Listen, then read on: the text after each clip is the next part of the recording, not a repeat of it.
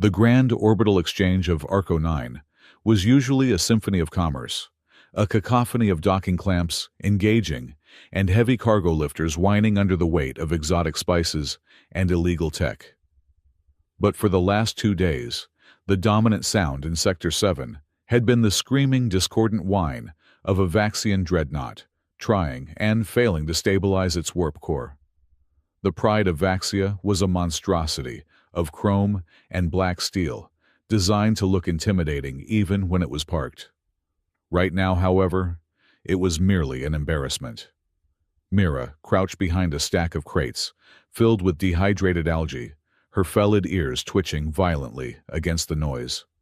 As a Falari, her senses were tuned significantly higher than the average humanoid.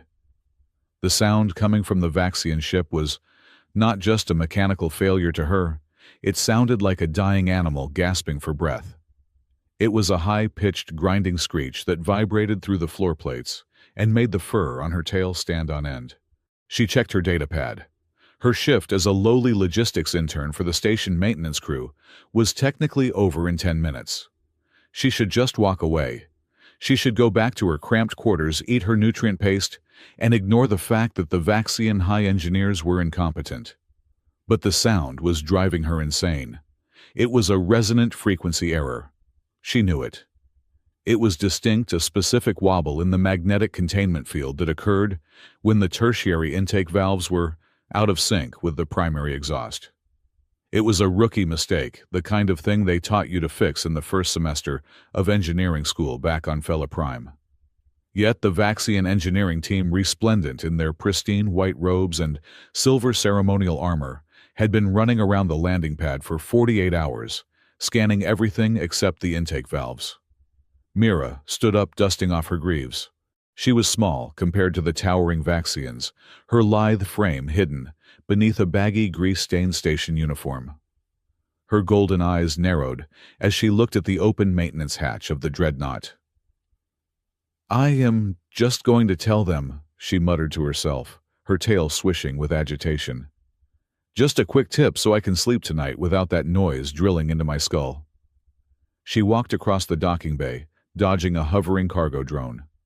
When she reached the perimeter of the Vaxian maintenance zone, a guard lowered his energy pike. "Halt!" the guard boomed, his voice amplified by his helmet. "Restricted area. No scavengers." "I am not a scavenger," Mira said, flattening her ears. "I am an intern with Arco 9 maintenance. Your warp core is screaming because the tertiary valves are experiencing harmonic feedback. If you do not bypass the regulator, you are going to melt your injection manifold within the hour." The guard blinked behind his visor, clearly not expecting a lecture on quantum mechanics from a creature he likely considered a house pet. Before he could respond, a tall, imposing figure descended the ramp. It was the chief engineer, a Vaxian named Valek. He was unhelmeted, revealing pale, hairless skin and eyes that looked like chips of ice. He looked exhausted, but his arrogance remained perfectly intact. "What is this?" Valek asked, his voice dripping with disdain. "This creature claims to know why the core is destabilizing high engineer," the guard said, sounding amused. Valek looked down at Mira. He saw the twitching ears, the oil stains on her hands, the cheap station badge. He sneered. Falari. I suppose you think your primitive instincts are superior to Vaxian calculation." "I think my ears work better than your sensors," Mira shot back, losing her patience. "It is a simple bypass. I can fix it in 15 minutes. Or you can stand here looking important while your ship turns into a pile of molten slag." The crew around them went silent. Insulting a high engineer was usually grounds for immediate execution, or at least a severe beating. But Valek paused. He had been failing for 2 days. His reputation was bleeding out with every passing hour the ship remained grounded. "Let her try," Valek said, a cruel smile touching his lips. "I am curious. Let us see the cat perform a trick. If she fails, we will jettison her out of the airlock for wasting Imperial time." Mira did not wait for him to change his mind. She brushed past the guard and scrambled up the ramp. Inside the engine room, The noise was deafening. The air smelled of ozone and burning coolant. She located the tertiary valve assembly immediately. It was buried behind a wall of decorative plating. Vaxians loved to hide the ugly functional parts behind gold filigree. "Give me a hydrospanner and a length of flexible conduit," Mira shouted over the roar. A junior technician hesitated, then handed her the tools at a nod from Valek. Mira went to work. She did not use the diagnostic computer. She did not run a simulation. She moved by feel and sound. She ripped off the decorative panel, exposing the vibrating valve.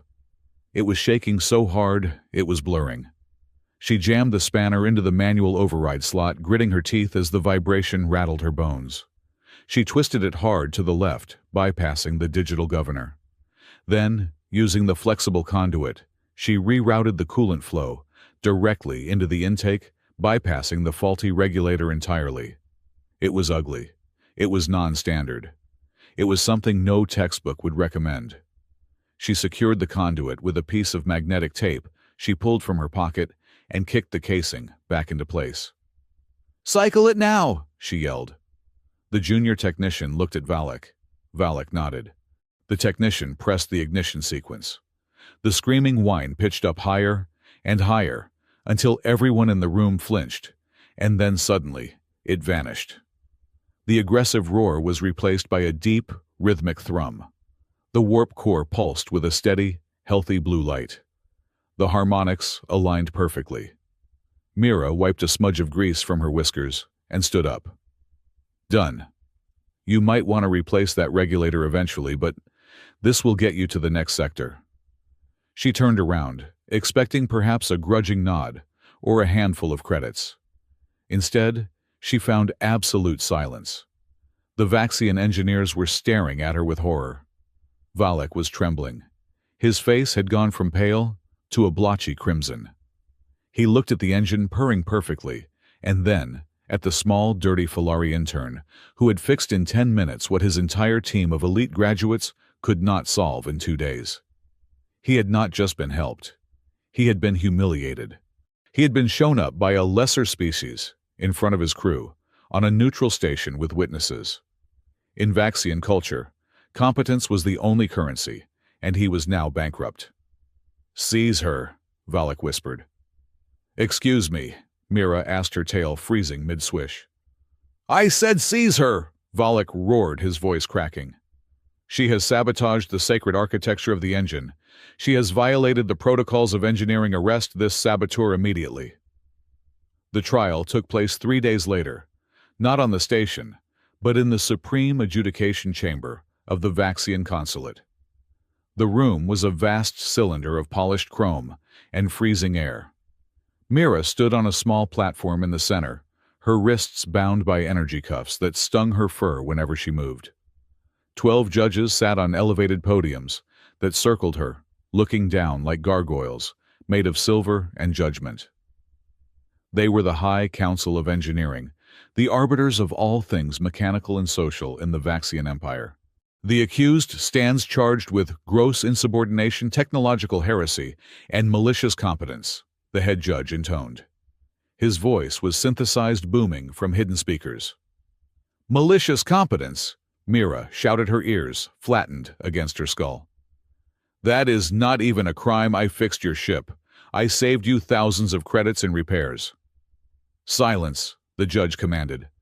A shock ran through the cuffs, forcing Mira to her knees. "You dared to lay hands on a Class A warp drive without certification. You utilized non-standard primitive techniques, a kick and a patch, thereby insulting the purity of Vaxian design. Worst of all, you caused High Engineer Valek to lose face before his subordinates. You disrupted the hierarchy. A machine that runs because of chaos is an abomination. It must run because of order." Mira glared up at them. She realized then that this was not about the engine. It never was. It was about pride. It was about the fact that a catgirl with a wrench was better than their best theorist. "I am a good engineer," Mira hissed. "Better than him." She nodded her head toward Valek, who stood in the shadows, looking smug. arrogance, the judge declared. Unchecked, wild arrogance. You believe yourself superior because you possess a knack for crude repairs. You require a lesson in humility. You require a master who represents the very opposite of your unearned pride. The judges conferred for a moment, their internal comms clicking softly. Then the head judge turned back to Mira, a cruel smile suggested in his metallic features. We have deliberated. We will not imprison you in a cell, for that would only allow you to fester in your martyrdom. Instead, we sentence you to 3 years of mandatory servitude. Servitude, Mira choked out. To whom? You believe you are the apex of engineering, the judge said smoothly. So we have scoured the sector records to find a mentor suitable for your punishment. You will serve the lowest, most pathetic excuse for a mechanic in the known galaxy. A human who operates a scrapyard on the very edge of the Asterian Rim. A man who had the potential for greatness but chose to flee from duty. A man known across the networks as the coward mechanic. A hologram flickered to life in the center of the room. It showed a grainy image of a man with messy dark-hair eyes that looked like they had not slept in a decade, and a posture of perpetual defeat. His name is Rowan Hale, the judge pronounced the name like it was a curse. He runs a derelict station called Hale's Drift Dock. It is a graveyard for ships run by a man who is afraid of the stars. You will work for him. You will obey him. You will learn that without discipline, talent is nothing but a parlor trick. You will rot in the rust until your arrogance is ground down to dust. Mira looked at the image of the human. He looked pathetic. He looked like he barely knew which end of a plasma torch to hold. 3 years, Mira whispered, horror dawning on her. You are sending me to a junkyard to work for a coward. Let us see if you are still so proud when you are scrubbing carbon scoring off salvage barges for a man who is too afraid to leave his own airlock, Volek sneered from the sidelines. The gavel slammed down, a sound like a thunderclap, sealing her fate. Hale's Drift Dock was less a station and more a collection of accidents welded together. It hung in the darkness of the Asterian Rim, a region of space known for its treacherous ion storms and absolute lack of anything interesting. The station was an ugly asymmetric lump of rusted iron, pressurized habitats, and docking clamps that looked like skeletal fingers grasping at the void. The navigation lights flickered with the erratic rhythm of a dying capacitor. Deep inside the station, in a room shielded by 3 layers of lead and a dampening field that did not appear on any schematic, Rowan Hale stood on a ladder. The room was circular and completely dark save for the object in the center.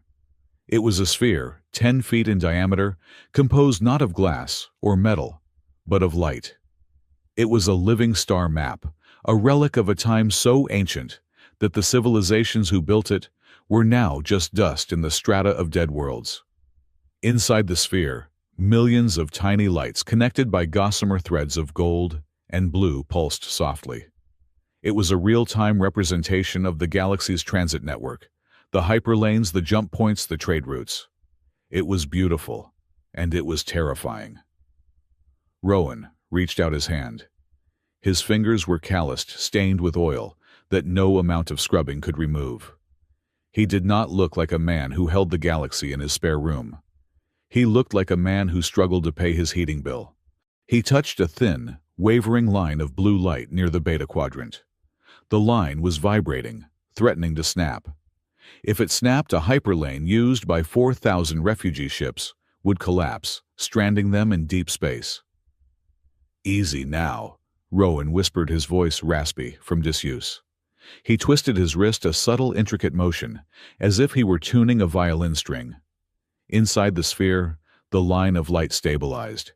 It hummed a pure, clear note that resonated in Rowan's chest. Millions of light-years away in the vacuum of space, a gravitational shear that had been building for weeks suddenly smoothed out.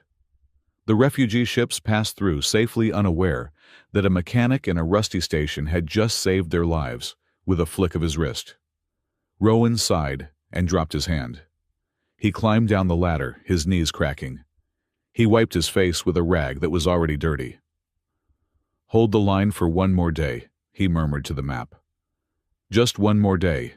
He walked over to the heavy blast door, keyed in a code that was 40 digits long, and sealed the room. When he stepped out into the corridor, his posture slumped. The master of the map vanished, replaced by the coward mechanic. He shuffled toward the docking bay. The sensors indicated a Vaxian transport was on approach. Great, he muttered.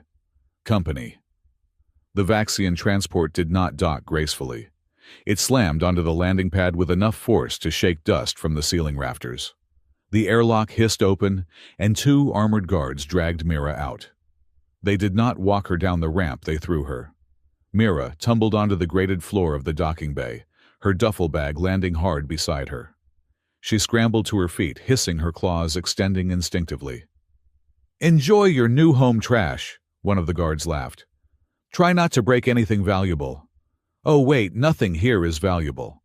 The transport ramp retracted, and the ship lifted off, immediately blasting the bay with exhaust fumes, as if eager to wash the taint of the station off its hull.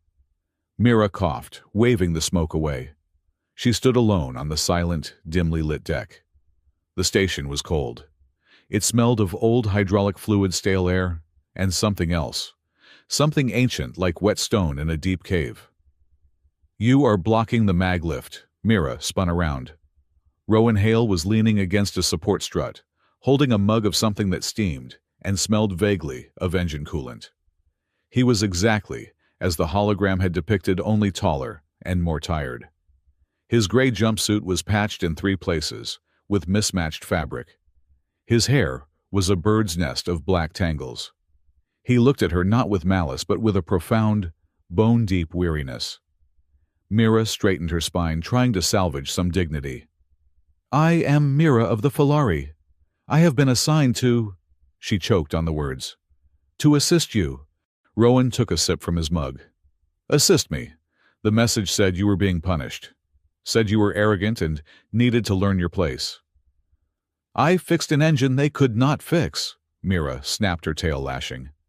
"My only crime was competence." Rowan looked at her.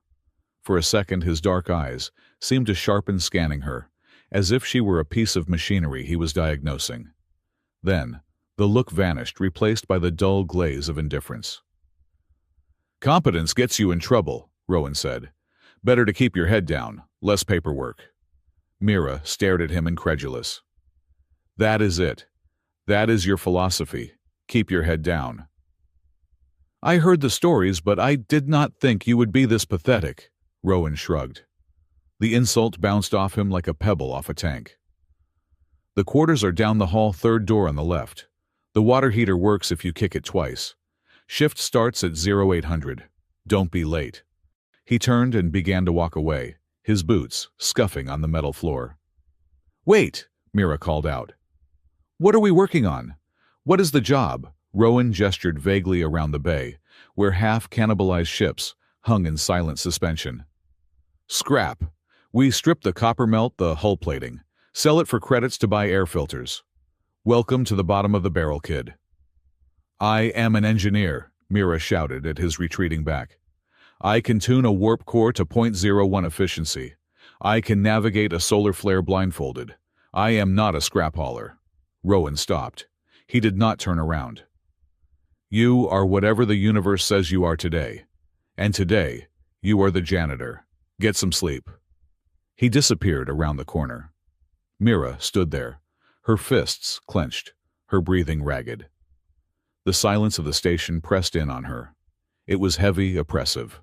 This was it. 3 years of stripping copper for a man who had given up on life. It was a fate worse than prison. She grabbed her duffel bag and marched toward the crew quarters. The room she found was small, metallic, and Spartan. There was a bunk with a thin mattress, a locker, and a small viewport that looked out onto the asteroid field. Mira threw her bag on the floor and sat on the edge of the bed. She wanted to scream. She wanted to claw the walls. She felt the hot sting of tears in her eyes, tears of rage, not sadness. "I will not break," she whispered to the empty room. "I will serve my time, and I will leave this rust bucket, and I will show them all." She lay back on the mattress, staring at the ceiling. The station was quiet, save for the distant groaning of metal settling against the cold of space. But then, as her breathing slowed and her ears swiveled toward the floor, she heard it. It was faint, so faint that a human would never have noticed it. But to a Falari, it was distinct. It was a low, rhythmic vibration coming from deep within the station's superstructure. It was not the chaotic rattle of loose machinery or the hum of a standard power generator. It was a steady, resonant thrum. Thump-thump, thump-thump. It sounded like a heartbeat. It sounded like the station was alive, and it was singing a very quiet, very complex song. Mira frowned, pressing her ear against the cold metal of the wall. The sound was soothing, yet incredibly powerful, implying a source of energy far greater than what a scrap station should possess. "What are you hiding, Rowan Hale?" she whispered. The vibration pulsed against her cheek, a secret kept in the dark. Mira closed her eyes. She was stuck in hell, yes. But for the first time since the trial, her curiosity outweighed her anger. "There is something here," she murmured, her tail curling around her leg as sleep finally began to pull her under. "Something bigger than my ego." The heartbeat continued, holding the line for one more day. The first week at Hale's drift dock was not an education in advanced warp mechanics or quantum field theory. It was an education in grease grime and the varied olfactory profiles of burning insulation. Rowan Hale did not hand Mira a diagnostic tablet or a schematics holoprojector. Instead, on her very first morning, he handed her a bucket of industrial solvent and a stiff wire brush. "The intake manifolds on the Western solar array are calcified," Rowan said, his voice raspy, with morning grogginess. He was wearing the same jumpsuit as the day before, though now it sported a fresh smear of oil on the left shoulder. "Scrub them until you can see your face in the alloy." Mira stared at the bucket, as if it contained radioactive waste. Her ears flattened against her skull. "I am a certified warp technician. I graduated in the top 5% of my class on Fella Prime. I corrected a Vaxian high engineer on a resonance error. And now you are an intern at a scrapyard," Rowan replied, not unkindly, but with a maddening lack of emotion. "Intakes, Western array. Don't use the solvent on the seals or we will lose pressure and die." He turned and walked away, picking up a hydrospanner to tinker with a rusted drone. Mira hissed softly, a sound that vibrated in her throat, but she grabbed the bucket. For the next 10 hours, she scrubbed.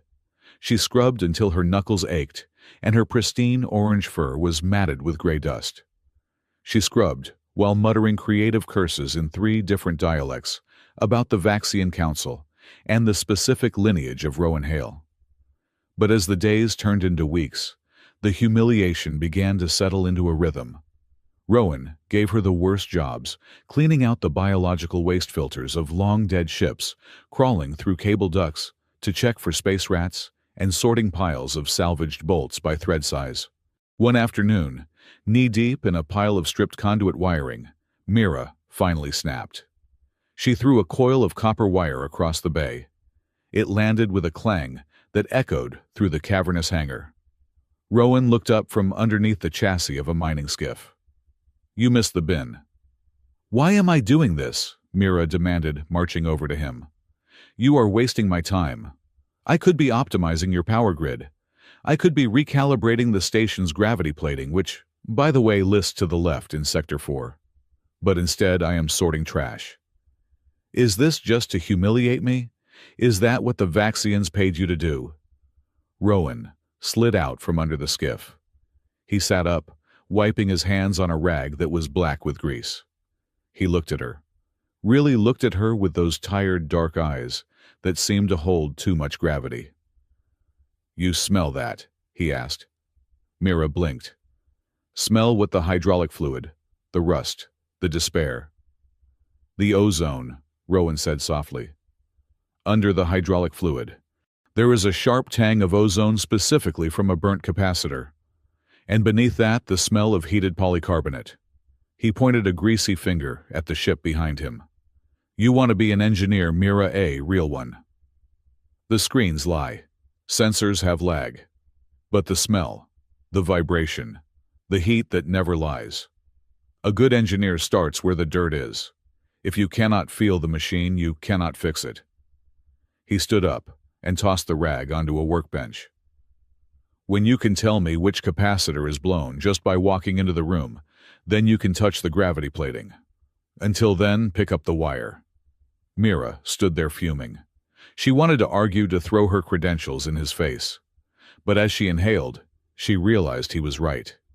Beneath the overwhelming stench of the hangar, there was a faint, acidic bite of burnt capacitor. She had missed it, because she was too busy being angry. She walked back to the copper wire, picked it up, and dropped it into the bin. She did not say a word, but she saw the corner of Rowan's mouth twitch upward just for a second.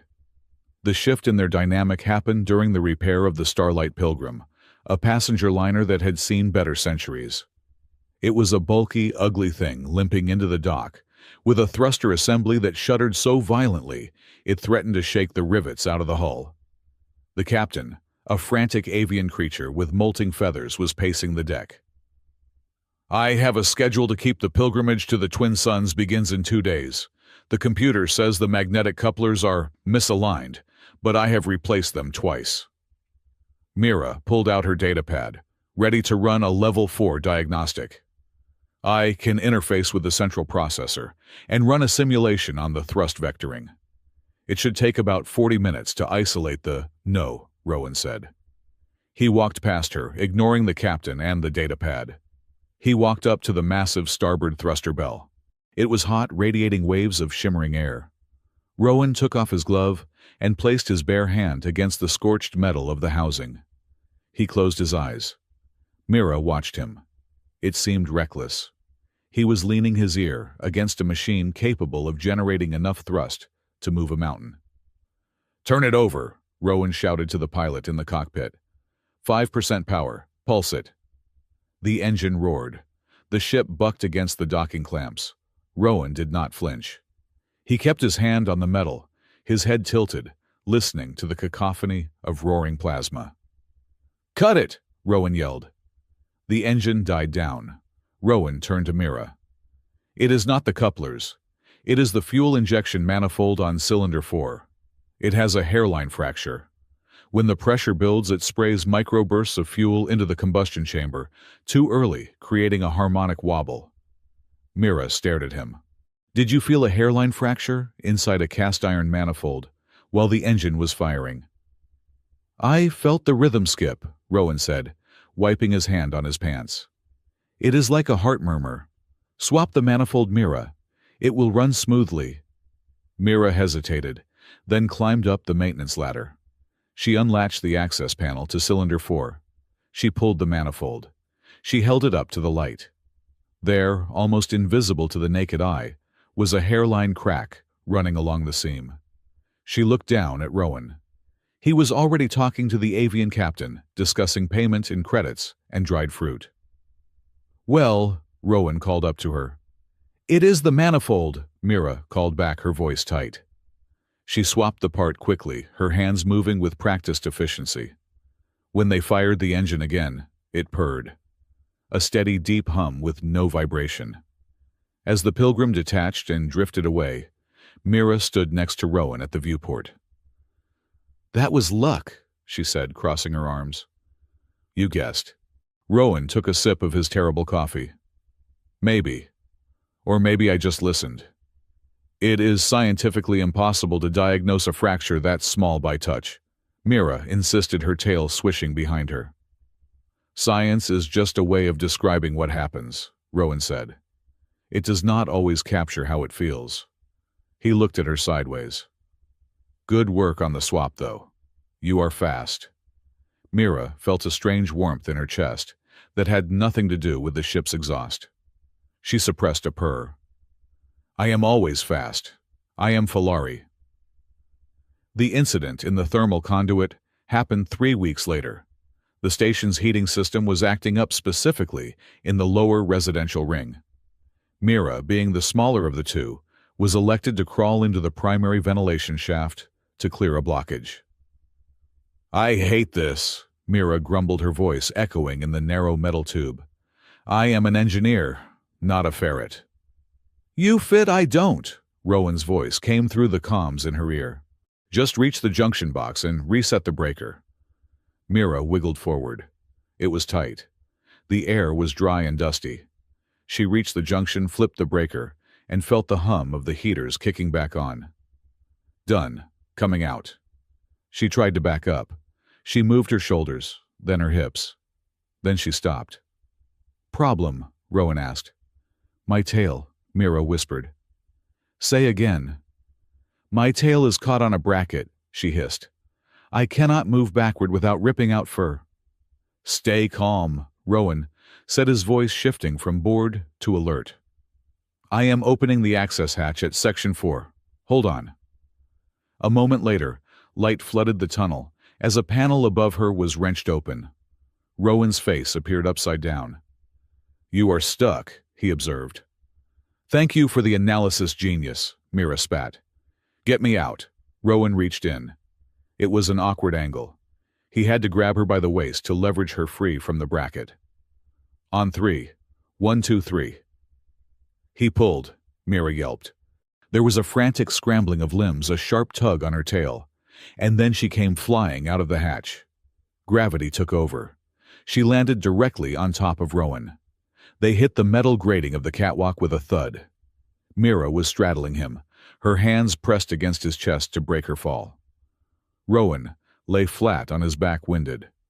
For a moment, nobody moved. Mira looked down. Rowan's face was inches from hers. She could see the flecks of gray in his dark eyes, the fine lines of exhaustion around his mouth, the smudge of grease on his cheekbone. He smelled of old oil coffee and something surprisingly warm, like amber. Rowan's hands were still on her waist where he had grabbed her to pull her out. He did not let go immediately. His grip was firm, his palms warm through her thin flight suit. You, Mira started, but her voice failed her. I didn't break your spine, did I? Rowan asked, his voice breathless. You almost pulled my tail off, Mira whispered. She didn't move. Her heart was hammering against her ribs, a rapid staccato beat. She realized with a sudden terrifying clarity that he was not just a broken mechanic. He was a man with strong hands and eyes that saw too much. Rowan stared up at her. His gaze dropped to her lips, then flicked back to her eyes. His fingers tightened on her waist just for a fraction of a second, a subconscious check, a grounding. The air between them seemed to ionize, crackling with static tension. Then Rowan cleared his throat. He released her waist, as if her suit had suddenly become red hot. Right, he said, scrambling to sit up. Heater is fixed. Good job. Mira scrambled backward, her ears burning hot. She dusted herself off aggressively, refusing to look at him. Yes, good, efficient. I will go check the other thing, elsewhere. Good plan, Rowan said, looking intently at a rivet on the floor. They walked away in opposite directions, both walking slightly faster than necessary. The weekly call with the Vaxian Council was a ritual in masochism. Every 7 days, the holographic face of a Vaxian proctor would appear on the main console, demanding a status report on the prisoner. Mira stood before the camera, her posture rigid. Rowan was in the background underneath the belly of a cargo hauler, welding a patch onto the hull. Sparks cascaded down around him like golden rain. Subject Mira, the proctor intoned, his voice tinny through the speakers. Do you report sufficient suffering? Has the indignity of your position taught you the value of the Vaxian hierarchy? I am learning, Mira said neutrally. Good. Is the human incompetent? Does he weep over his failures? We trust the coward mechanic is providing a suitably pathetic environment. Mira looked at the screen. Then she looked over her shoulder at Rowan. He was tired. He was dirty. He lived on a rock in the middle of nowhere. But earlier that morning, when she had woken up late, she found a thermos of hot broth and a protein bar sitting on her workstation. He hadn't said a word about it. He had just left it there, because he knew she hated working on an empty stomach. And right now, he was welding a hull plate on a ship that belonged to a family of refugees who couldn't pay him a single credit. He was doing it for free, simply because their air seals were failing. Something hot and fierce rose in Mira's chest. "Rowan Hale is not incompetent," Mira said, her voice steady and sharp. The proctor blinked. "Excuse me." "I said he is not incompetent." Mira stepped closer to the lens. "In fact, I have learned that there are people in this galaxy who can fix a ship better than your high engineers, and they manage to do it without screaming at their subordinates or demanding a parade for tightening a bolt." "You dare?" "I dare," Mira cut him off. "He understands machines. You only understand manuals. There is a difference. End of report." She slammed her hand onto the terminate button. The screen went black. The silence in the hangar was heavy. The welding stopped. Mira stood there breathing hard, terrified by her own outburst. She had just insulted her parole officers. That could extend her sentence. "You shouldn't antagonize them," Rowan's voice came from behind her. She turned. He had lifted his welding mask. He was looking at her, with an expression she couldn't quite place, surprise perhaps, and something softer. "They are idiots," Mira muttered, crossing her arms to hide the shaking of her hands. "And you are adequate, mostly," Rowan chuckled. It was a rusty, dry sound, but it was genuine. "Adequate. I will put that on my resume." He looked at her for a long moment, and the space between them felt charged again, echoing the moment in the thermal conduit. "Thanks, Mira." "Don't get used to it," she snapped, turning away to hide the flush on her face. As the months passed, the domestic rhythm of the station was interrupted by the outside universe. It started with rumors. Pilots passing through spoke of jump drift, coordinates, shifting by 0.05% during transit. Then it got worse. A mining frigate overshot its exit gate by 3 light-years. A courier drone materialized inside a moon instead of orbit. Every time a report came in, Mira noticed Rowan acting strangely. He would disappear into his private quarters, the locked room she was never allowed to enter. When he came out, he would look drained, his hands shaking slightly. One evening, while running a diagnostic on the comms array, Mira saw him through a gap in the bulkhead. He was standing by a section of the wall she thought was solid. He pressed a sequence of hidden panels, and a small compartment opened. Inside, glowing with a soft, pulsing blue light, was a crystal cluster. It looked ancient, covered in carvings that hurt her eyes if she stared too long. Rowan was adjusting it, turning the crystal facets with agonizing slowness. "Hold together," she heard him whisper. "Don't break another node. Just hold." He turned a facet, and a spark of blue energy jumped from the crystal to his fingertip. He hissed in pain, but didn't pull away. He held it until the light stabilized. Mira pulled back into the shadows, her heart racing. That wasn't mechanics. That wasn't engineering. That was something else. Something old. Her internal conflict began to gnaw at her. She hated the Vaxians for putting her here. She missed the gleaming cities of Felaprime. But this rusty station felt safer than anywhere she had ever been. And Rowan, despite his nickname, despite the coward label, was the bravest man she had ever seen. He touched engines that were ready to explode. He took in ships that were radioactive hazards. He wasn't hiding from danger. He was hiding from the world. The arrival of Captain Jax changed everything. Jax's ship. The Void Runner was a patchwork freighter that looked like it was held together by duct tape and prayers. Jax himself was a massive bearded human with a cybernetic eye and a laugh that shook the bulkheads. He stormed into the docking bay, kicking a crate. "Rowan, you old ghost," Jax bellowed.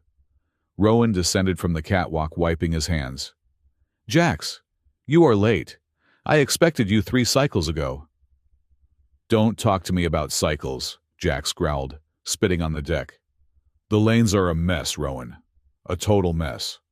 We got pulled out of hyperspace twice, and the star tithe's gone." Rowan froze, His entire body went rigid. "What did you say?" Mira, who was sorting cargo nearby, pricked up her ears. Star tithes was a term she had heard in history books, a theoretical energy tax that warp drives paid to the universe to maintain stability. Most people thought it was a myth. "The tithes," Jax waved his hand angrily. "My drive spun up the energy drained, but it didn't go into the lane.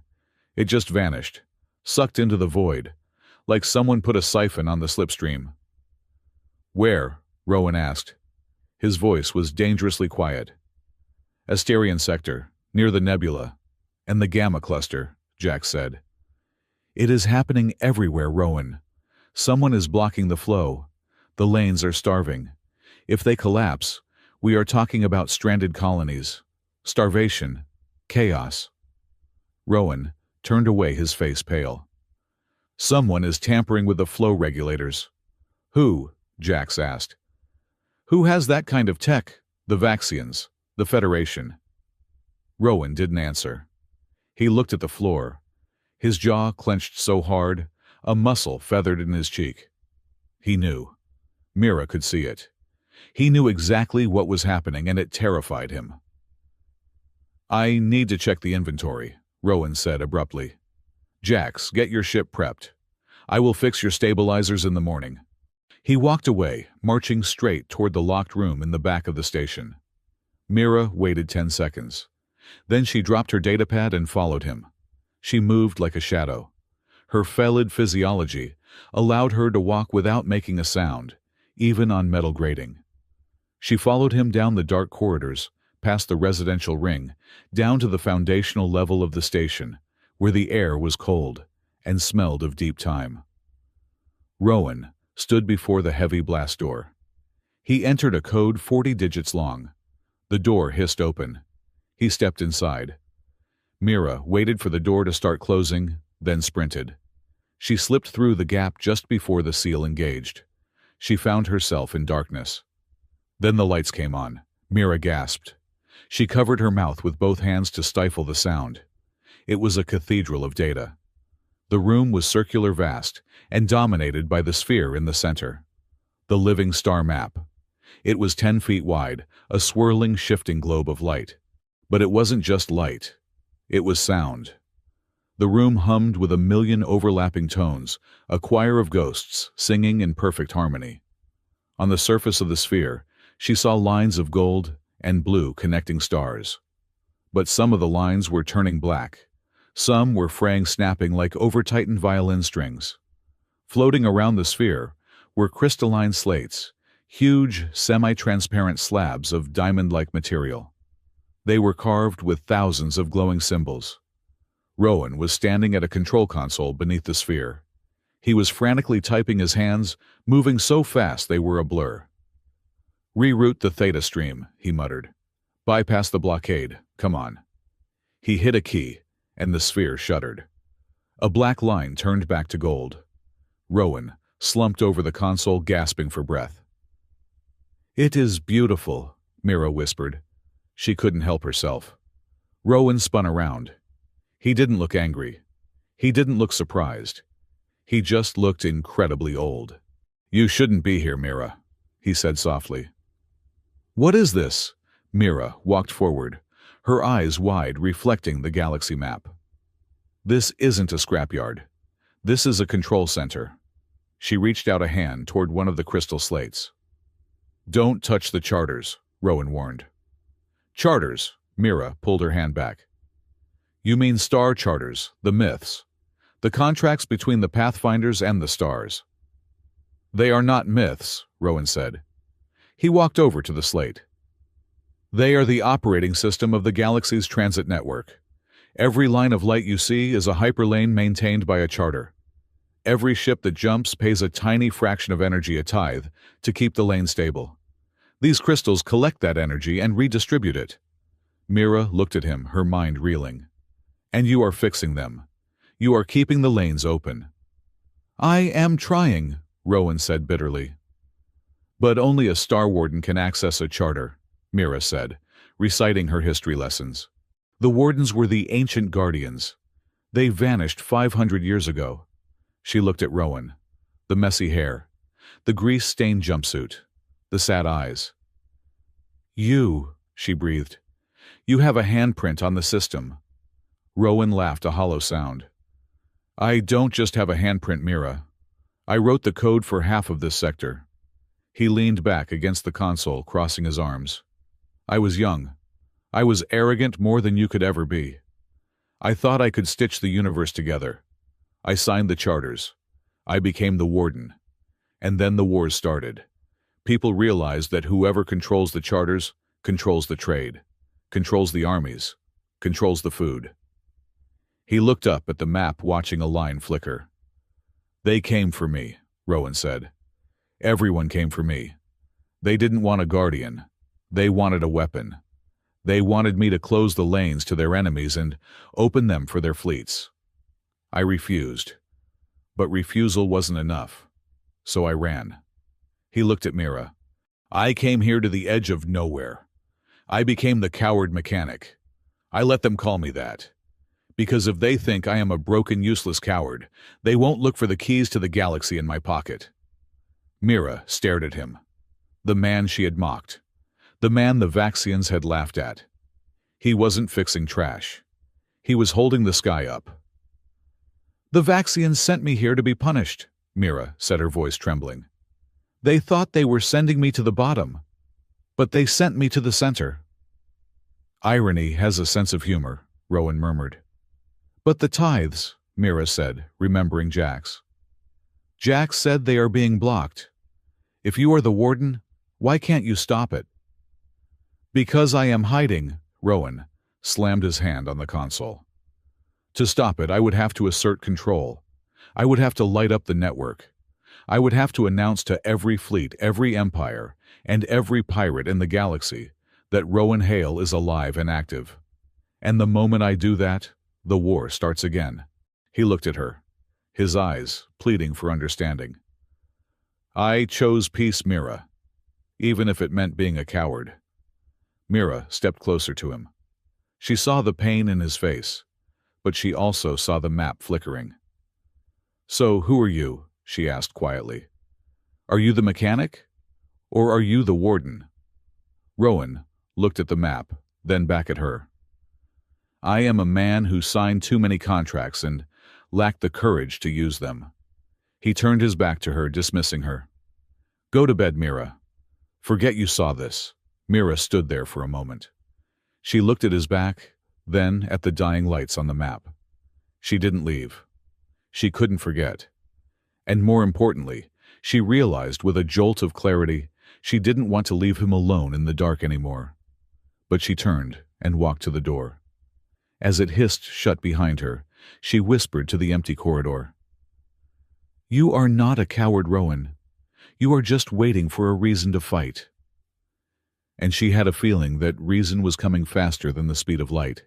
The silence of the station was usually a heavy industrial thing composed of the hum of air recyclers and the distant groaning of metal cooling in the vacuum. But the silence that fell over Hale's drift dock on that Tuesday morning was different. It was the silence of a held breath before a scream. Mira was in the upper gantry, recalibrating a sublight communications array that had been whining about signal interference for 3 days. She had her paws deep in the wiring, a pair of magnifiers over her eyes, when every screen in the hangar, from the massive main display to the tiny readouts on her wrist unit, flickered and synchronized. The static cleared, instantly replaced by the pristine, sterile white logo of the Vaxian High Council of Engineering. "Attention citizens of the Galactic Transit Authority and all unaffiliated sectors," a voice boomed. It was not the synthesized voice of a computer, but the smooth, arrogant baritone of High Engineer Valek. He stood behind a podium that looked like it cost more than Rowan's entire station. Mira froze her tail, puffing out instinctively. She looked down from the gantry. Rowan was below, walking across the bay floor, with a tray of spare capacitors. He stopped dead, staring up at the giant screen. For too long, Valek began, looking directly into the camera. The ancient transit networks known as the Star Charters have been left in a state of chaotic disrepair. The so-called owners of these pathways, human relics of a bygone era, have vanished. They do not maintain the lines. They do not enforce the laws. They have left the galaxy's infrastructure to rot. Rowan dropped the tray. The clatter of capacitors hitting the deck echoed like gunshots, but he did not seem to hear it. His face had drained of all color, leaving him looking like a ghost in a grease-stained jumpsuit. Therefore, Valak continued, puffing out his chest, the Vaxian Council hereby invokes the right of reclamation. Effective immediately, we are seizing administrative control of all star charters within Vaxian space and the surrounding neutral zones. We are deleting the obsolete command codes. We are cleaning up the mess. No, Rowan whispered. The word was barely a breath, but in the silence, it carried the weight of a thunderclap. You idiots! You arrogant, blind idiots! On the screen, Valak raised a hand. Let the purge begin. He pressed a button on his podium. For 1 second, nothing happened. Then, the universe screamed. It did not start as a sound. It started as a vibration, a sickening lurch in the gravity plating that threw Mira against the safety railing. The station groaned, not with thermal expansion, but with structural torsion.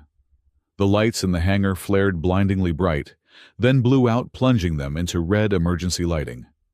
But the sound came from the floor, from the walls, from the very bones of the station.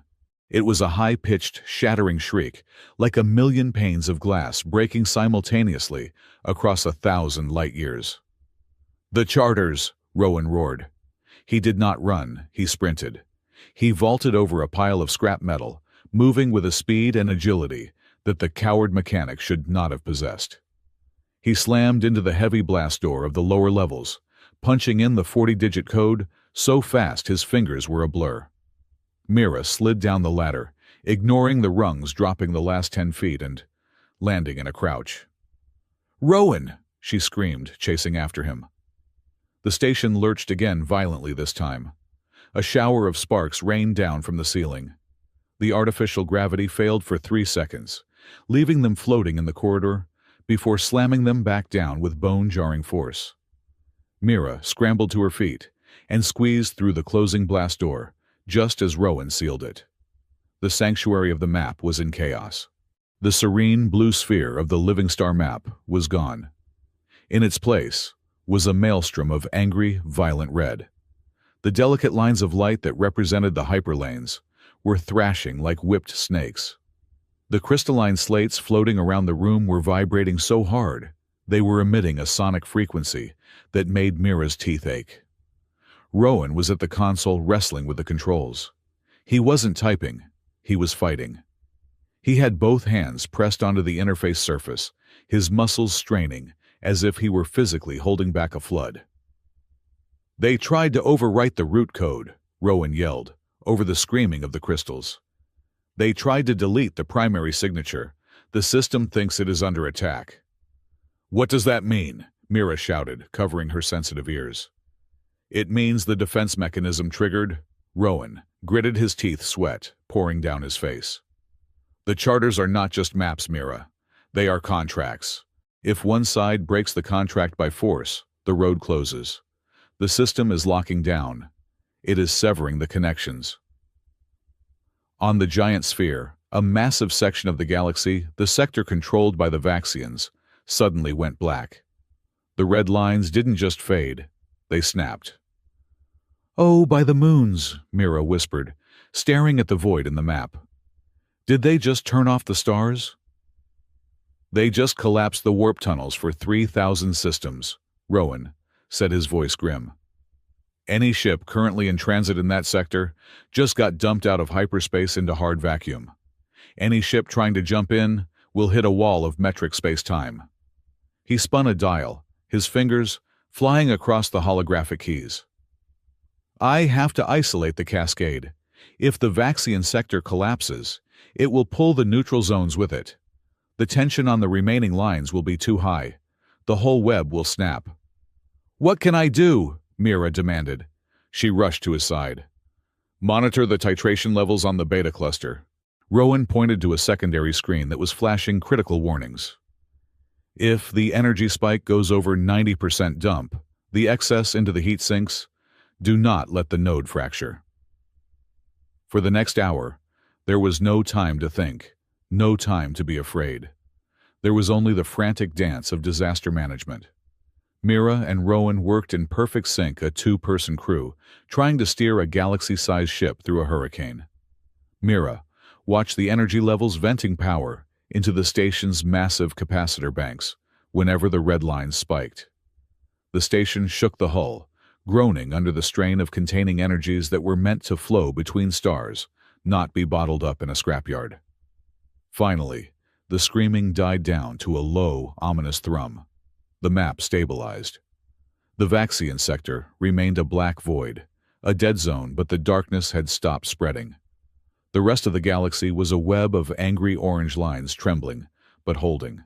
Rowan slumped against the console, sliding down until he hit the floor. He buried his face in his hands. His breathing was ragged, like a man who had just run a marathon. "We held it," Mira whispered, her voice trembling. "Rowan, we held it." Rowan didn't look up. "We didn't hold anything, Mira. We just stopped the bleeding. The Vaxians, those fools. They just stranded millions of people." He looked up then, and his eyes were haunted. "Do you know why I built the lockout protocol?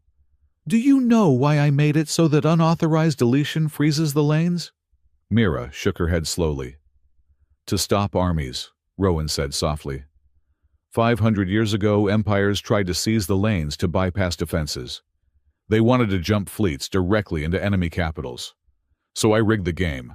I made it so that if you try to steal the road disappears. I thought it would force them to negotiate. I thought it would force peace." He laughed, a bitter, broken sound. "I never thought they would be stupid enough to trigger it out of bureaucratic arrogance."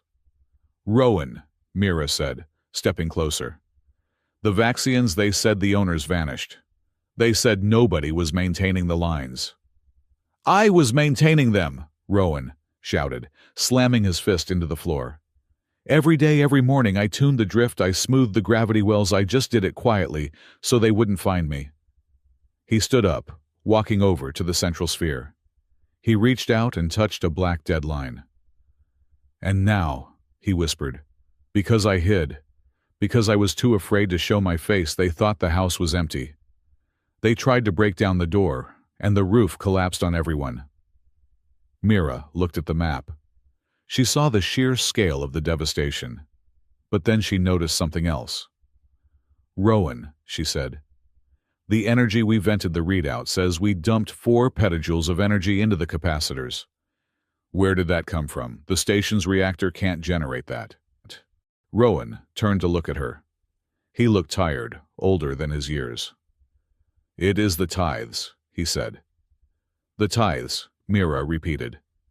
"The tax jacks mentioned it. The energy toll." "Every time a ship jumps," Rowan explained, his voice flat. "Every time a freighter, a liner, or a patrol boat enters a charter lane, the drive shunts a fraction of a percent of its energy into the network to stabilize the tunnel. That is the tithe. It keeps the lanes open." He gestured to the glowing crystals floating around them. "But the energy doesn't just disappear. It cycles. It accumulates." And as the Star Warden, as the one who holds the master key, Mira's eyes went wide. She looked at the crystals, really seeing them for the first time. They weren't just controls. They were batteries. "You collect it," she breathed. "You collect the tithes." "I have access to it," Rowan corrected. "I haven't spent a single joule in 40 years. It just sits there, growing." Mira backed away slowly, her mind reeling at the implication. "Rowan, if you have access to the accumulated energy of billions of star jumps over 40 years, you are not just a mechanic."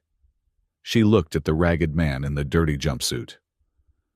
"You are a walking supernova," she whispered. "You have more energy stored in this room than the entire Vaxian fleet combined." Rowan looked at his hands, the hands that had scrubbed floors and fixed toilets. "That is why I ran Mira. Can you imagine one man with that much power? If I used it, I could terraform a planet in a day, or I could crack a moon in half. If the Vaxians knew, they wouldn't just arrest me. They would dissect me. They would hook me up to a machine and drain me until I was a husk. So you became the coward, Mira said, the pieces finally clicking into place. You let them mock you. You let them send you the worst jobs. You lived in a rust bucket. Better a coward than a god, Rowan said. Gods always end up killing people. Before Mira could answer, the red emergency lights in the room pulsed. A proximity alarm began to blare, not the soft chime of a customer arrival, but the harsh, dissonant klaxon of a perimeter breach. Sensors! Rowan snapped, leaping back to the console. He brought up the external tactical display. Mira gasped. The screen was filled with dots. Hundreds of them. Thousands. Is that an invasion fleet? Mira asked, her blood running cold. Rowan zoomed in. No. Look at the transponders.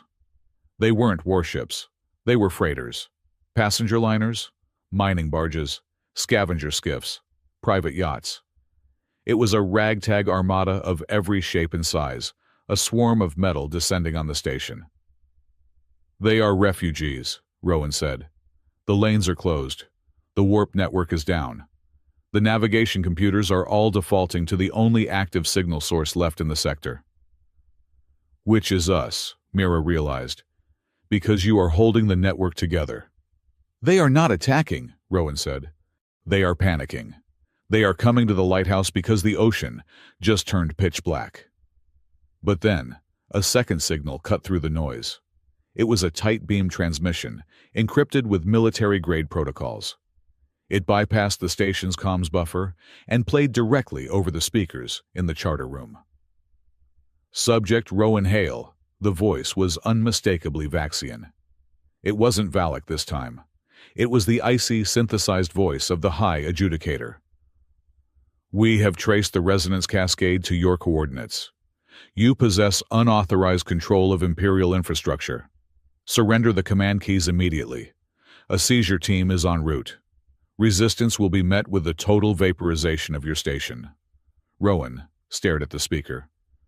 They are coming. They caused this, Mira shouted. They broke the sky and now they are blaming you. That is how power works, Mira, Rowan said calmly. They can't admit they made a mistake, so they need a villain. They need a saboteur. He turned to her. He reached out and placed his hands on her shoulders. His grip was firm grounding. Mira, listen to me. There is an escape pod in the lower maintenance bay. It is small, stealth-shielded. It can slip past their sensors while there is this much traffic. What? Mira blinked. You are going to take it, Rowan said. You are going to leave. You go to the Falari homeworld. You tell them you were a hostage. Tell them the crazy human forced you to work. Denounce me. Save yourself. Mira knocked his hands away. Are you insane? I am trying to save your life, Rowan yelled, his composure cracking. The Vaxians are coming to kill me or enslave me. This is not your fight. You were just an intern. I am not an intern, Mira yelled back. Her ears flattened her eyes, blazing gold. I am the engineer who fixed the resonance error. I am the one who crawled through your vents. I am the one who stood here for the last hour and helped you hold the galaxy together while you were shaking apart. She poked him hard in the chest. You said you were a coward, Rowan, and I believed you. But I saw you today. I saw you catch a falling star with your bare hands. You are not a coward. You are just lonely. And you are scared. She grabbed his hand, the rough, calloused hand of a mechanic, and squeezed it. If you think I am going to get in a pod and run away while you face an entire empire alone, then you are the stupidest genius I have ever met. Rowan looked at her. He looked at the fire in her eyes, the set of her jaw. For centuries he had been alone. He had carried the weight of the stars on his back without a single soul to share the burden. They will call you a traitor, Rowan said softly. The Falari Council will disown you. Let them, Mira said. I would rather be a traitor who knows the truth than a hero who lives a lie. Besides, She smirked, though her lip trembled slightly. Who else is going to fix the coffee machine when you break it? Rowan closed his eyes for a second, and when he opened them, the exhaustion was still there, but the defeat was gone, replaced by a cold, sharp resolve. Okay, he said. Okay. He turned back to the console. He typed in a command. The blast doors to the room unlocked. What are you doing? Mira asked. I am done hiding, Rowan said. He wiped the grease from his forehead. If they want the Star Warden, they are going to get him. He tapped the screen, opening a channel not to the Vaxians, but to the thousands of ships circling his station. This is Hale's Drift Dock, Rowan spoke into the microphone. His voice was steady, magnified by the station's array to reach every ship in the sector. I am opening the main hangar. I am inviting the representatives of every guild, every fleet, and every alliance to land. We have a lot to talk about. And the Vaxians? Mira asked. Rowan looked at the red void on the map. Let them come. They are about to find out why you don't kick a sleeping dragon. He turned to Mira. Ready. Mira straightened her jumpsuit. She smoothed the fur on her ears. She stood tall, standing shoulder to shoulder with the man who owned the galaxy. Ready, she said. Rowan hit the release. The heavy blast doors hissed open, revealing the corridor that led up to the hangar, up to the world that had rejected him, the world he had saved, and the world that was now coming to demand answers. Then let's go say hello, Rowan said. He did not walk like a mechanic anymore. He walked with the heavy, deliberate stride of a warden. And Mira walked right beside him, her tail held high, not as a servant, but as a partner. Above them, the hull of the station vibrated as the first of the heavy shuttles began to dock. The siege of Hale's Drift Dock had begun.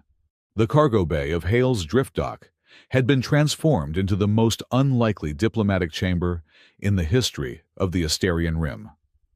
Usually, Bay 4 was reserved for dissecting the carcasses of methane tankers that had flown too close to solar flares.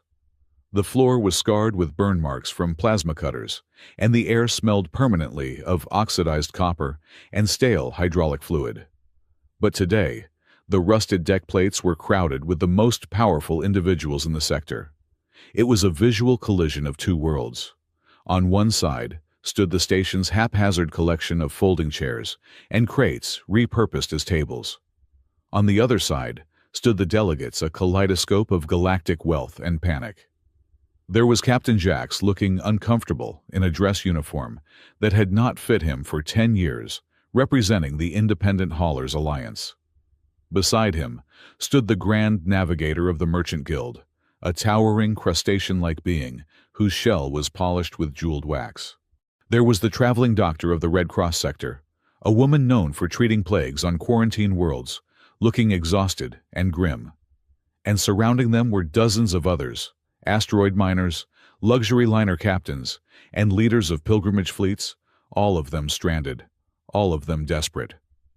And then, standing apart like a splash of cold oil in a glass of water, was the Vaxian delegation. High Engineer Valek stood with his back to a stack of shipping containers. He was flanked by 4 Vaxian Praetorian guards, their silver armor gleaming under the harsh industrial floodlights. Valek looked furious. His pale skin was flushed with a hue of violet, a sign of extreme stress in his species. He refused to sit on the filthy human furniture, preferring to stand with his arms crossed, radiating disdain for everyone in the room. The murmur of the crowd died down instantly as the blast door hissed open. Rowan Hale walked in. He had not changed. He was not wearing a robe of office or a military uniform. He was wearing the same charcoal gray jumpsuit he had worn for the last 3 years. It was stained with grease on the thighs and had a patch on the left elbow where the fabric had worn through. His hair was still a messy bird's nest, and his boots were scuffed. Mira walked half a step behind him. She had tried to clean the soot from her face, but the tips of her ears were still singed from the earlier overload in the control room. She held her head high, her golden eyes scanning the room landing briefly on Valak, with a look of unmasked challenge. Rowan walked to the center of the room, stopping in front of a portable holoprojector he had dragged up from the lower levels. He looked at the gathered crowd. He did not look like a savior. He looked like a man who had been woken up too early. "I am Rowan Hale," he said. His voice was not loud, but in the acoustic echo of the cargo bay it carried to every corner. "I operate this station. You asked to see the person in charge of the interference. You are looking at him." A ripple of confusion went through the room. The Grand Navigator clicked his mandibles in a sound of scoffing disbelief. "This is a joke," the Navigator rumbled, his voice, synthesized by a translator box around his neck. "We are losing billions of credits by the hour. Our ships are blind, and we are summoned by a scrap merchant you claim to control the charters. You look like you cannot even control a wrench." "He is the coward mechanic," Valak sneered from the back of the room. "A human failure who fled his duty during the Gorn conflict. Do not listen to him. He is likely capitalizing on the disaster to extort us for spare parts." Rowan did not get angry. He did not even look at Valak. He simply reached into his pocket and pulled out a small, jagged shard of crystal, a piece of a control slate he had brought from the room below. He slotted the crystal into the holoprojector. "Lights," Rowan said. The cargo bay floodlights cut out, plunging the room into darkness. A second later, the center of the room exploded with light. The holoprojector didn't just display a 2D image, it projected a real-time three-dimensional rendering of the local galactic sector. It was the same data as the living star map downstairs, but scaled up to fill the cavernous space of the bay. The delegates gasped. They were standing inside the map. Lines of gold and blue light wove between them, representing the hyperlanes. But the image was terrifying. Half the web was dark. The Vaxian sector was a black void. The surrounding sectors were flashing with an angry red warning pulse, indicating imminent collapse. Rowan walked through the hologram, the starlight washing over his dirty jumpsuit. He stopped near a knot of tangled red lines near the Gamma cluster. "This is the Gamma trade route," Rowan said, pointing to a flickering line. "Currently there are 4,000 ships trapped in real space because the entry nodes have lost synchronization." He raised his hand. With a gesture that looked like he was conducting an orchestra, he twisted his wrist and pushed his palm upward. On the projection, the red knot unraveled. The lines smoothed out, turning from angry red to a stable, pulsing blue. "I just realigned the gravitational constants for that sector," Rowan said calmly. "The ships in Gamma can now jump." A beep sounded from the datapad of the Merchant Guild representative. He looked down, his eyes widening. "My fleet in Gamma, they just reported green lights. The drive cores are coming online. They are moving." The room erupted. It was no longer skepticism. It was pandemonium. The delegates surged forward, ignoring protocol, ignoring dignity. They were terrified captains begging for a lifeline. "Please," the traveling doctor shouted, pushing through the crowd. "I have a medical frigate stranded in the nebula. We have critical patients in stasis. The power is failing." "The helium export run is blocked," a miner yelled. "We will lose the contract." "Open the Pilgrim Road." Rowan held up a hand. The gesture was simple, but it commanded silence in a way that Valak's shouting never could. "I will restore the lines," Rowan said, his voice hard. "I can stabilize the critical nodes. I can get your ships moving again. But we have a problem." He turned slowly to face the Vaxian delegation. The map swirled around him, casting long shadows across his face. "The system is currently in a defensive lockout because of an unauthorized seizure attempt," Rowan said. "The Vaxian High Council tried to overwrite the route commands. Until that attempt is formally renounced and the Vaxian sector is reset to neutral status, the system will continue to fight me. If I force the surrounding lines open while the Vaxian sector is a black hole, the tension will snap the entire network, permanently." He looked directly at Valak. "I cannot fix the galaxy until you stop trying to steal it." All eyes in the room turned to High Engineer Valak. The pressure was physical. Dozens of species representing trillions of credits and lives glared at the Vaxian. Valak looked like a cornered animal. His pride, the cornerstone of his entire existence, was being hammered by a human in a scrapyard. To admit fault, to renounce the right of reclamation in front of these lesser species, it was political suicide. "Lies!" Valak barked, stepping forward. His armor clanked on the deck. "This is a trick, a human deception. You have sabotaged the network yourself to hold us hostage. The Vaxian Empire does not negotiate with terrorists, and it certainly does not bow to mechanics." "It is not terrorism to lock your door when a thief tries to break in," Rowan replied coolly. "You speak of theft." Valak's eyes narrowed. He looked around the room, searching for a weapon for leverage. His gaze landed on Mira. She was standing near the projector, monitoring the heat levels. She was wearing the standard station uniform, but around her neck, barely visible under the collar, was the thin metallic band of the parole collar she had worn since her sentencing. Valak smiled. It was a cold, sharp expression.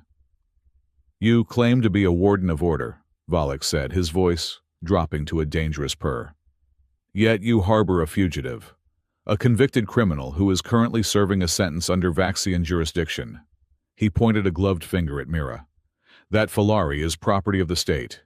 She is a sentenced laborer, and by standing here aiding you in this extortion, she is committing treason." "She is my assistant," Rowan said, stepping between Valak and Mira. "And she is under my protection." "Your protection means nothing," Valak screamed. "Guards seize the prisoner." It happened too fast for the crowd to react. Two of the Vaxian Praetorians moved with blurred speed. They activated their gravity boots, launching themselves across the gap. Rowan tried to shove Mira back, but a gauntleted hand struck him in the chest, knocking him backward into a crate. Before Mira could unsheath her claws, she was grabbed. One guard twisted her arm behind her back, forcing her to her knees. The other placed the barrel of a plasma pulse rifle directly against her temple. The weapon hummed with a high-pitched whine, the emitter glowing a deadly violet. The room went deathly silent. Rowan scrambled to his feet. There was a smear of blood on his lip where he had hit the crate. He looked at Mira, then at the gun pressed to her head. His hands, usually so steady, twitched at his sides. Valak stepped forward, regaining his composure. He smoothed the front of his ceremonial robe. "Now," Valak said, his voice dripping with satisfaction, "we will have a proper negotiation. Here are the terms. You will transfer the route command codes for the Vaxian sector to my datapad immediately. You will grant us full administrative privileges over the charters in our space." "If I do that," Rowan said, his voice shaking with suppressed rage, "you will weaponize the roads.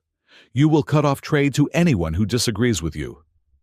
"That is none of your concern," Valak snapped. "You will do it, or I will execute this convict right here.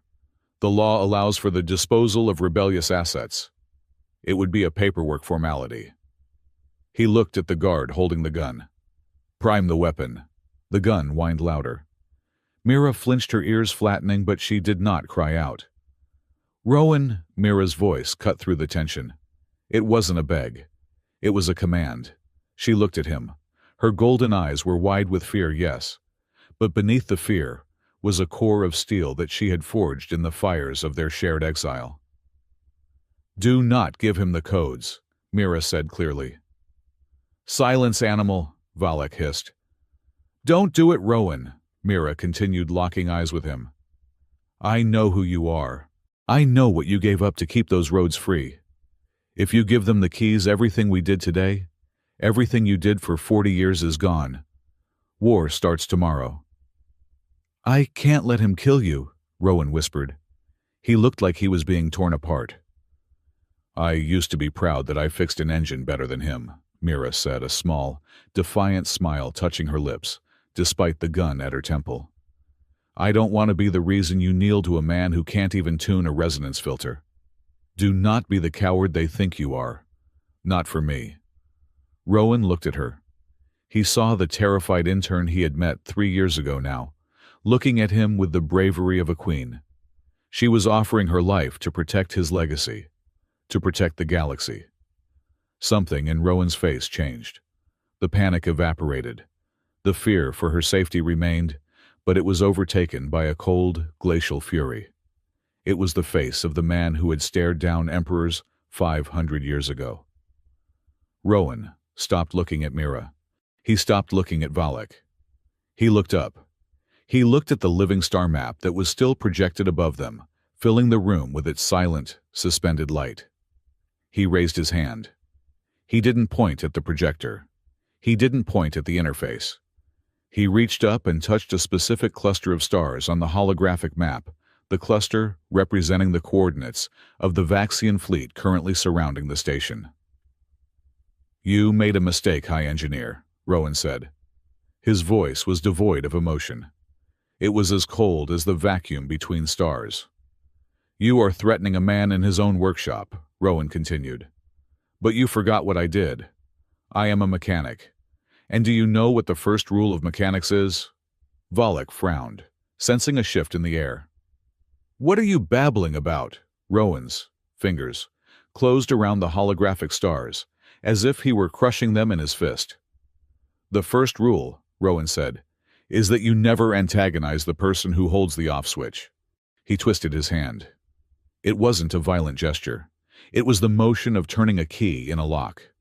Outside the station in the cold void of space, the effect was instantaneous. High Engineer Valak raised his hand to give the order to fire. But before he could speak, his earpiece exploded with noise. "High Engineer!" A frantic voice screamed in his ear. It was the commander of his personal dreadnought. "Power loss. We are losing main power. The reactor just scrammed, weapons are offline. Life support is switching to battery reserve." "What?" Valak stammered, tapping his earpiece. Report. "It is the fleet, sir," the voice shrieked. "All ships, every Vaxian vessel in the sector. Their cores just went dead. The warp drives are locked down. We are drifting. I repeat, the entire fleet is drifting." Inside the cargo bay, the 4 Praetorian guards suddenly stumbled. Their power armor, which relied on microfusion cells to support its weight, froze. The servos locked up. The glowing lights on their chest plates died. The plasma rifle pressed against Mira's head, emitted a sad descending whine, and clicked off. The guard holding Mira groaned under the weight of his own armor, which had just become 500 pounds of dead metal. He collapsed to his knees, unable to move his legs. Mira shoved him easily, scrambling away from the paralyzed soldier. Rowan stood there, his hand still raised, holding the invisible throat of the Vaxian Navy.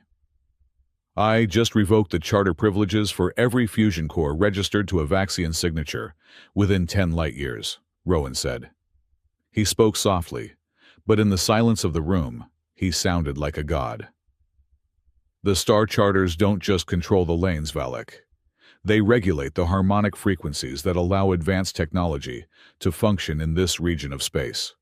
I built the back doors. I wrote the safety protocols." He took a step toward Valak. The High Engineer backed away, terror dawning in his eyes as he realized the magnitude of his error. "You are sitting in a metal box surrounded by vacuum," Rowan said, taking another step. "Your ships are dead. Your armor is a statue. Your weapons are paperweights. The only thing keeping you and your crew alive right now is the emergency oxygen reserve. You have about 6 hours of air." Rowan stopped inches from Valak's face. "You called me a coward," Rowan whispered. "I spent 50 years hiding in this rust bucket so I would never have to do this. I let you mock me.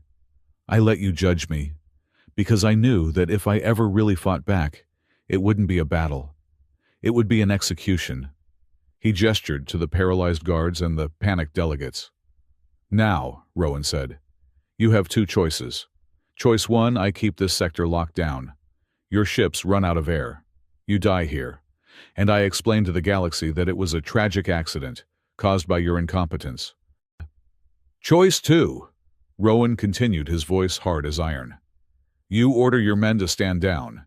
You release Mira from her sentence, expunge the record completely, and you publicly renounce the right of reclamation. Right now, in front of everyone. Volek looked at his guards who were struggling to stand in their unpowered suits. He looked at the window, where his mighty dreadnought was now just a dark silhouette against the stars, drifting helplessly. He looked at the other delegates, the captains, the doctors, the merchants. They were not looking at Rowan with fear anymore. They were looking at Volek with anger. They realized that the Vaxian arrogance was the only thing standing between them and open roads. "He controls the switch, Volek," Captain Jax shouted from the crowd. "Surrender, you fool, before he turns off our ships too." "Do it!" the traveling doctor yelled. "We need those lanes open." The pressure was absolute. Volek was alone, powerless and surrounded. The high engineer slumped. His arrogance broke like a cheap casting. "Stand down," Volek whispered into his dead comms, hoping the backup channel worked. "Release the prisoner." He looked at Rowan with pure hatred, but he bowed his head. "I renounce the claim. We withdraw the reclamation." Rowan did not smile. He didn't gloat. He simply turned his wrist back the other way. A low thrum vibrated through the floor as the Vaxian ships outside began to power cycle. The lights on the guards' armor flickered back to orange standby mode, though they wisely did not raise their weapons again. Rowan walked over to Mira. She was rubbing her wrist where the guard had twisted it. She looked at him, her eyes wide. She had known he was powerful. She hadn't known he could turn an army off with a wave of his hand.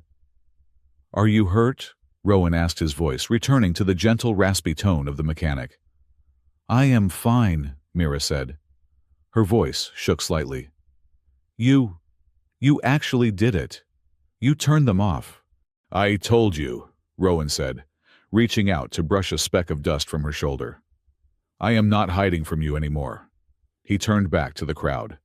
The adrenaline was fading, leaving a heavy, stunned silence in its wake. The delegates looked at Rowan Hale. They looked at the grease on his face, the patch on his elbow, the weary stoop of his shoulders. And then they looked at the map above him, the web of stars that danced at his fingertips. They realized that the man they had dismissed as a scavenger was the most powerful individual in the known universe. The traveling doctor stepped forward slowly. "Mr. Hale," she said, her voice respectful, bordering on reverent. "You just disabled a Vaxian battle group with a gesture. You fixed the gamma route in 10 seconds. You speak of the charters as if you wrote them." She paused, looking around at the other confused faces. "Who are you really?" she asked. "A mechanic cannot sign 1,000 charters. A human cannot live for 500 years. What are you?" Rowan looked at the doctor. Then he looked at Mira. She nodded at him, a silent encouragement. "Tell them. End the lie." Rowan took a deep breath. He walked over to a crate and sat down suddenly, looking very tired. He rubbed his face with his hands. "All right," Rowan said. "I will tell you. But you are not going to believe it, because the story doesn't start here. It starts before most of you were born. It starts before half these galaxies had names." He looked up at the map, his eyes tracing the oldest lines, the ones that burned with a white, steady light. "It starts with a mistake," Rowan said softly. "And a promise." The room was silent. Even Volek was listening. The galaxy waited for the coward mechanic to speak. The silence that filled the cargo bay of Hale's drift dock was heavy, textured, with the dust of centuries. The holographic map of the galaxy still swirled in the center of the room, casting long, shifting shadows against the rusted bulkheads. But the terror that had gripped the room only moments ago had evaporated, replaced by a profound, bewildering curiosity. The delegates, captains of industry, leaders of pilgrimage fleets, and the humbled Vaxian High Command sat on their makeshift crates and folding chairs, leaning forward. They looked at Rowan Hale. They looked at the grease stains on his knees, the fraying collar of his jumpsuit, and the calloused hands that were currently resting on his thighs. It was impossible to reconcile the image of the coward mechanic, the man who ran a scrapyard on the edge of nowhere, with the entity who had just paralyzed a battle fleet with a wave of his hand. Rowan took a sip of water from a dented tin mug Mira handed him. He looked into the cup as if reading tea leaves, then looked up at the assembly. To understand why we are here, Rowan began, his voice raspy but steady. You have to understand that the galaxy used to be much larger. Before the jump gates, before the hyperlane, space was a prison. A species could spend 10,000 years traveling and never meet a neighbor. He gestured to the map. With a thought, the hologram shifted, winding back time. The gold and blue lines of the hyperlanes vanished, leaving only a sea of isolated stars. Then came the Pathfinders, Rowan said. They were not an empire. They were not a government. They were a loose collective of explorers, mathematicians, and dreamers from a dozen different worlds. They discovered that gravity is not just a force, it is a language. If you sing the right note to a star, it sings back. And if you harmonize two stars, they pull the fabric of space-time together between them. The first stitch, the traveling doctor murmured, recognizing the term from ancient mythology. I thought it was a fable. It was engineering, Rowan corrected gently. Complex, dangerous, beautiful engineering. The Pathfinders created the star charters. These were not laws written on paper. They were resonance contracts, agreements between the traveler and the star. You promised to respect the gravity well, and the star promised to let you pass without crushing you into atoms. Rowan stood up and walked into the center of the hologram. He looked young in the light of the stars, the years of exhaustion seeming to melt away for a moment. I was 19 years old when the Pathfinders found me, Rowan said. I was a student on a backwater colony, but I had a condition. I could hear the gravity. To everyone else, a black hole was a mathematical abstract.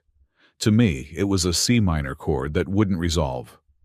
The Pathfinders realized I could talk to the stars in a way their computers couldn't. Mira watched him, her heart aching. She imagined a young Rowan, brilliant and overwhelmed, listening to the music of the spheres. They gave me the task of stabilizing the network, Rowan continued. I traveled from the core to the rim. I visited the great anchors. I sat in the coronas of blue giants and the accretion disks of neutron stars. And I signed the charters.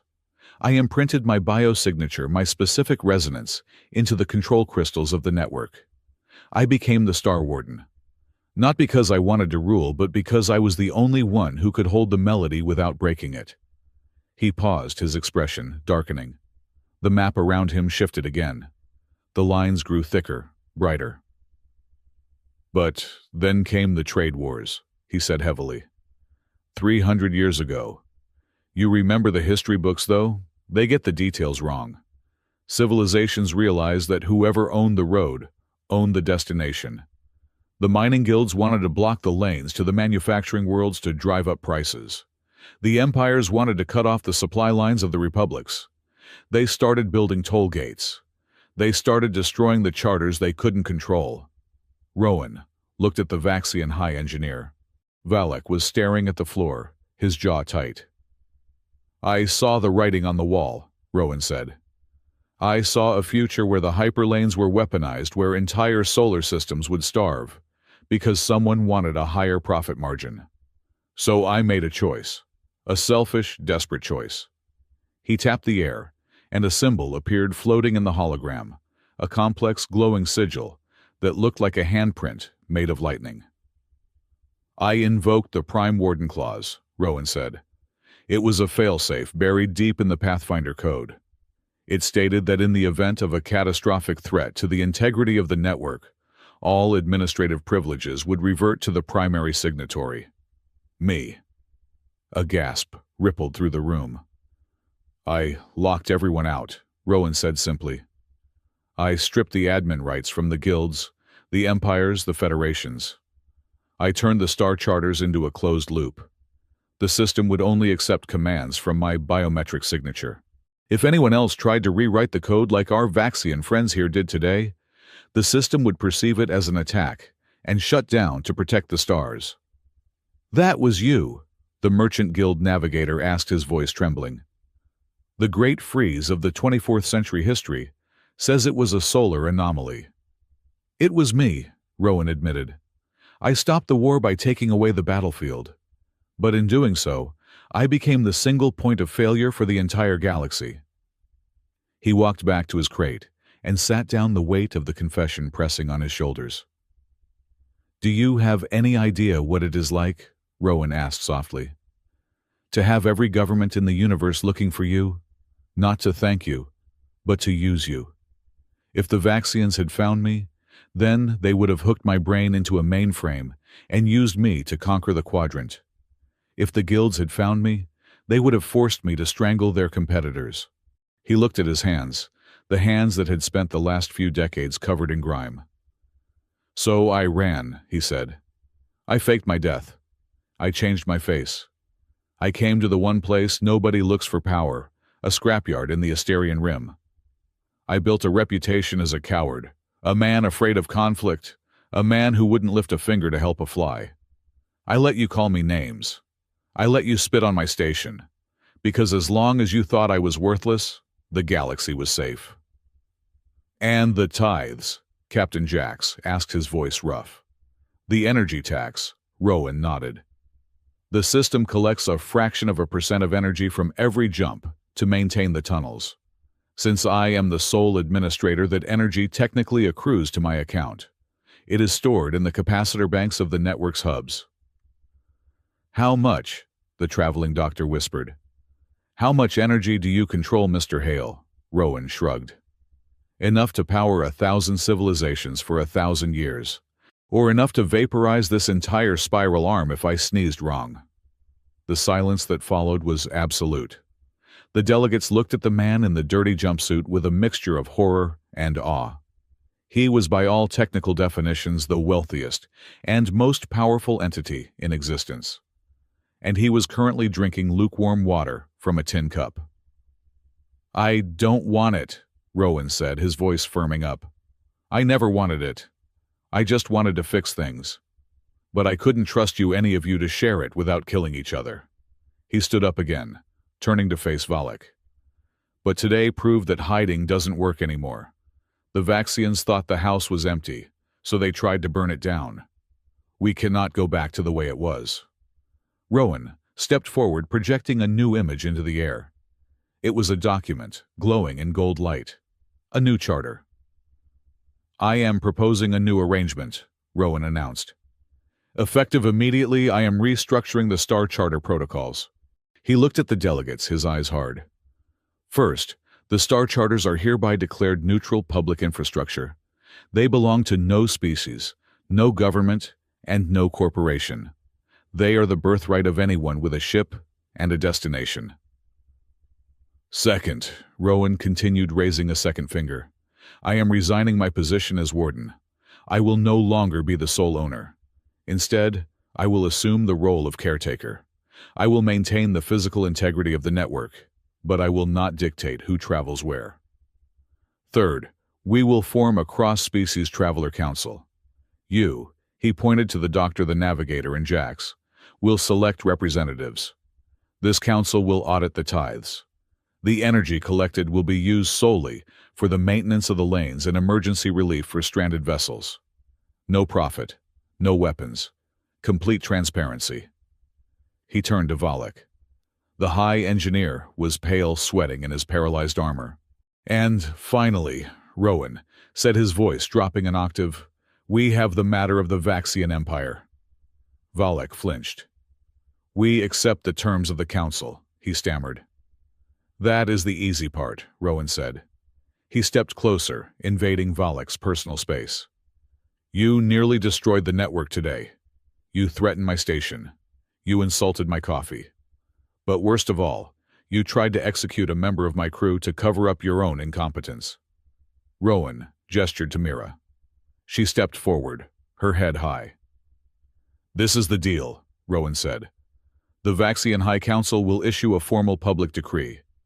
You will admit that the blackout was caused by an unauthorized Vaxian intrusion. You will apologize to every ship that was stranded. And, Rowan added, pointing at Mira, you will expunge the record of Mira of the Falari. You will vacate her sentence. You will acknowledge that her repair on the Pride of Vaxia was not arrogant, but correct. You will state on the official record that she is a Master Engineer Class 1. Valak's eyes bulged. To admit a mistake was hard. To admit that a lesser species was a Master Engineer was culturally devastating. That is unprecedented, Valak hissed. Rowan leaned in. So is being able to turn off the sun, Valak. Do we have a deal? Or should I close the Vaxian lanes for another century? I hear the view from the dark is very educational. Valak looked at the map. He saw the black void where his empire used to be. He looked at his paralyzed guards. He looked at Rowan Hale, who held the off switch for his entire civilization. Agreed, Valak choked out. We agree, Rowan nodded. He didn't smile. He didn't celebrate. He just looked relieved. Good, Rowan said. Now get off my station. He flicked his hand. The invisible grip on the Vaxian armor released. The guards stumbled their servos, whining as power returned. Outside, the sensors registered the Vaxian fleet's reactors, cycling back online. Valak did not say another word. He turned and marched out of the cargo bay, his guards trailing behind him, stripping off the last shreds of his dignity as he fled. The remaining delegates erupted into applause. It wasn't polite applause. It was the raucous, relieved cheering of people who had just watched a bomb be defused. Captain Jax slapped Rowan on the back so hard, he nearly knocked the mechanic over. The traveling doctor was weeping openly. Rowan stood in the center of it all, looking a little lost, a little overwhelmed. He looked over the heads of the crowd and found Mira. She was standing by the projector smiling. It was a soft, private smile just for him. He had saved the galaxy, yes. But looking at her, Rowan realized he had done something much harder. He had stopped running. The following hours were a blur of bureaucracy and logistics. Rowan, with Mira's help, established the framework for the new Traveler Council. They unlocked the frozen nodes one by one, watching the red lines on the map turn back to a healthy, pulsing blue. By the time the last delegate shuttle had departed and the station had returned to its usual quiet hum, it was late into the night cycle. Rowan sat in the sanctuary of the map, no longer a secret room, but now the heart of the new administration. The blast doors were open. The air smelled of ozone and victory. Mira walked in carrying 2 mugs of steaming calf. She looked exhausted. Her fur was matted, her uniform was stained, but she looked lighter than she had in 3 years. Here, she said, handing him a mug. I made it strong. You look like you are about to pass out. Rowan took the mug, wrapping his hands around the warmth. I feel like I have been run over by a hauler, twice. That is what happens when you restructure galactic politics before breakfast, Mira said, sitting down on the edge of the console next to him. They sat in silence for a moment, watching the living star map spin slowly. It was beautiful. The angry knots were gone. The flow of commerce and travel had resumed, a river of light flowing through the dark. So, Rowan said, staring into his coffee. You are free. Mira paused the mug halfway to her lips. I am. Valak sent the confirmation code an hour ago. Rowan continued, his voice carefully neutral. Your record is clean. You are a master engineer. You can go back to Fella Prime. You can get a job at the academy. You can go home. He didn't look at her. He couldn't. The thought of the station without her, the silence, the empty bunk, the lack of sarcastic comments about his filing system, was suddenly more terrifying than the Vaxian fleet. I could, Mira said slowly. I could go back. My family would probably throw a parade. I could get a nice office with a view of the capital. Clean work, regular hours. No rust. No exploding toilets. Sounds nice, Rowan murmured. It does, Mira agreed. She took a sip of her calf. But there is a problem. Rowan looked up. What problem? The resonance on the Alpha 9 conduit is still off by 0.03%, Mira said, pointing at a tiny line on the map. And the gravity plating in Sector 4 still lists to the left. And this station, frankly, Rowan, the wiring is a disaster. If I leave, you will probably electrocute yourself within a week. Rowan stared at her. You want to stay here in a scrapyard? Mira set her mug down. She turned to face him fully, her golden eyes serious.